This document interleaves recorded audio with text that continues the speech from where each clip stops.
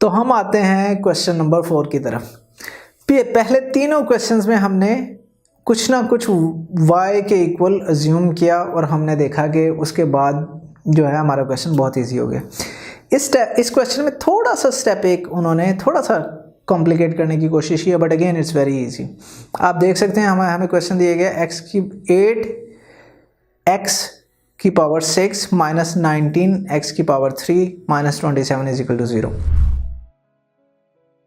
Obviously अगर मैं देखूं x की पावर 6 को मैं लिख सकता हूं x क्यूब की पावर 2, वो 6 ही आएगा।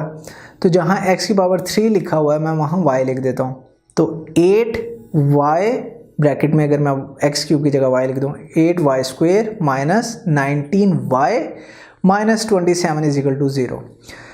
अब हमारी क्वाड्रेटिक इक्वेशन बन गई। इसमें बहुत इंटरेस्टिंग फैक्टर है एक। मैं a देखता हूँ 8 है, c देखता हूँ माइनस 27 है, दोनों को मल्टीप्लाई करता हूँ तो आंसर आता है माइनस 216। b जो है हमारा माइनस 19 है। इंटरेस्टिंगली इन दोनों नंबर्स को यानी 8 और 27 को ही मैं अगर अरेंज कर लूँ तो माइनस 19 बन जाता है। कैसे? माइनस 27 प्लस 8, आंसर क्या आएगा? माइनस 19। और अगर मैं माइनस 27 को 8 से मल्टीप्लाई करूँ तो आंसर आएगा माइनस 216। तो बड़ा इजी हो गया। हम अपनी इक्वेशन लेते हैं जो कि थी 8y स्क्वेयर माइनस 27 और माइनस 19y की जगह हम लिख देते हैं 8y माइनस 27। तो अब बड़ा आसान हो गया हमारा यहाँ से कंपेयर करना। पहली 8y स्क्वेयर को मैं लिख सकता हूँ 8y into Y, minus 27y को मैं लिख सकता हूँ माइनस 27 इंटू वाई। एग्जैक्टली इसी तरीके से 8y को मैं लिख सकता हूँ 8y इंटू 1, माइनस 27 को लिख सकता हूँ माइनस 27 इंटू 1। तो अब पहली दो में से जो टर्म कॉमन नज़र आ रही है वो y है, y बाहर ले जाऊँगा, अंदर बचेगा 8y माइनस 27। दूसरी जो टर्म है उसमें 1 कॉमन नज़र आ रहा है, 1 ले जाऊँगा तो बच जाएगा 8y माइनस 27। अब अगेन दोनों में 8y माइनस 27 कॉमन हो गया तो 8y माइनस 27 पूरी ब्रैकेट बाहर ले जाऊँगा। पहले के साथ y था तो y बचेगा, दूसरे के साथ प्लस 1 था तो प्लस 1 बचेगा एंड इक्वल टू 0।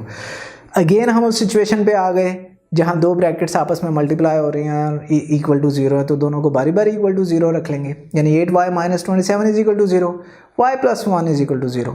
तो यहाँ से हमें y की वैल्यू चाहिए, 27 दूसरी तरफ जाएगा प्लस हो जाएगा, 8 जो यहाँ y से मल्टीप्लाई हो रहा है दूसरी तरफ जाके डिवाइड हो जाएगा, तो y की वैल्यू आ जाएगी 27/8। यहाँ से y की वैल्यू आ जाएगी माइनस 1।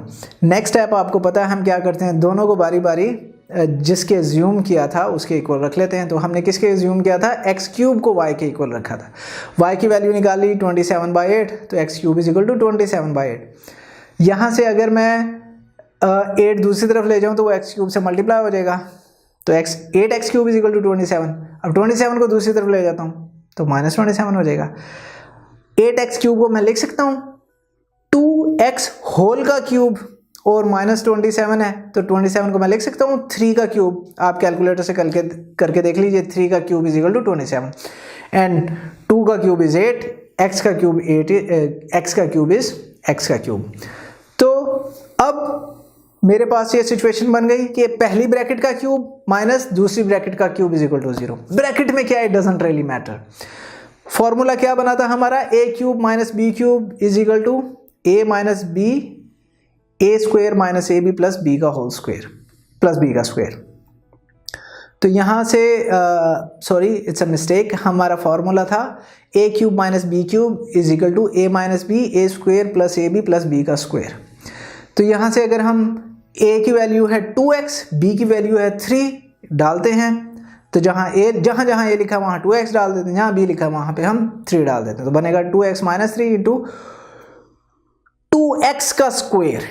2x का स्क्वेयर क्या होगा, 4x square minus plus a क्या है 2x, b क्या है 3, तो 2x इंटू 3 6x, b का स्क्वायर यानी 3 का स्क्वायर तो आ जाएगा 9 n is equal to 0। Again हम उस सिचुएशन पे आ गए जहाँ दो ब्रैकेट मल्टीप्लाई हो रहे हैं और इक्वल टू 0 है, तो बारी बारी दोनों को 0 के इक्वल ले लेंगे।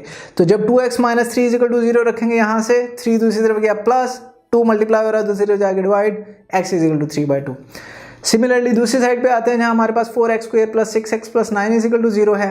तो यहाँ पे क्या करेंगे हम कि इसे अपनी क्वाड्रेटिक इक्वेशन से कंपेयर करेंगे, ए बी सी की वैल्यू निकालेंगे। क्वाड्रेटिक फार्मूला हमें ऑलरेडी आता है, -b + -√b² - 4ac/2a। वहाँ पे ए और बी की वैल्यू डालेंगे तो हमारी इक्वेशन कुछ ऐसे बन जाएगी, -6 √6² - 4a जो कि 4 है एंड c जो कि 9 है। तो 4 × 4 × 9/2a मतलब 2 × 4 6।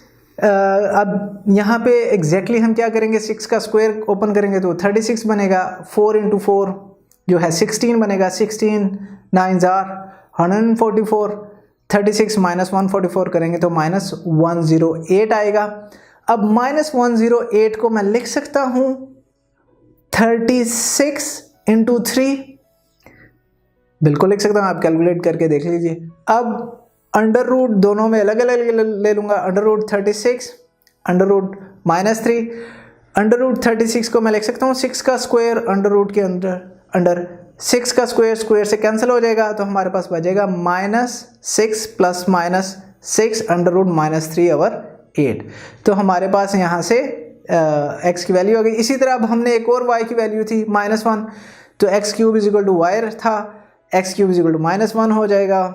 -1 दूसरी तरफ जाएगा प्लस हो जाएगा। अब 1 को मैं लिख सकता हूँ 1 का क्यूब, ऑब्वियसली लिख सकता हूँ, ये इक्वली होते हैं। तो आपको पता है a³ + b³ = a + b a² - ab + b का स्क्वायर फार्मूला होता है। तो अब a की जगह मैं रख दूंगा x, b की जगह रख दूंगा 1। तो हमारी इक्वेशन बन जाएगी x + 1 x² - x + 1 = 0।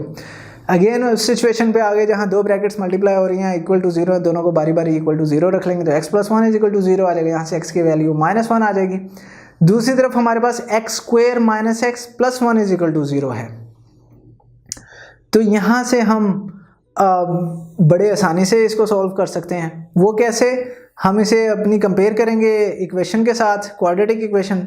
ए बी सी की वैल्यू डालेंगे फार्मूले में एंड हम सॉल्व करेंगे तो वो हमारे पास सिंपल बन जाएगा -1 होल स्क्वायर -4 1 × 1/2 × 1।